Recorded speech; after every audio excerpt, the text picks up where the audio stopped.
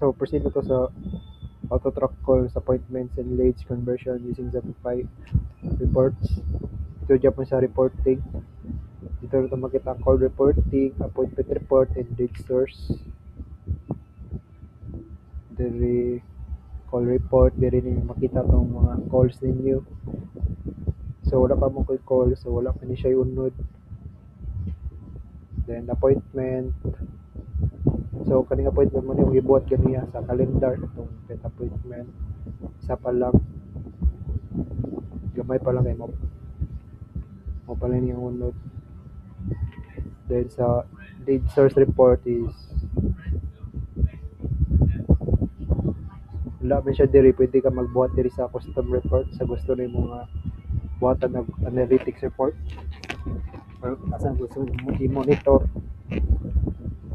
Diri yung report lang create, pwede ka mag-create from scratch or na nakasariling template para sa imong library or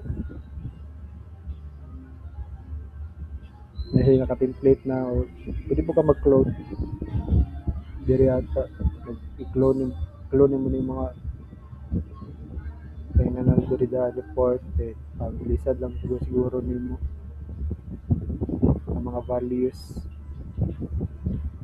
So ingato na siya no pag-track sa mga reporting.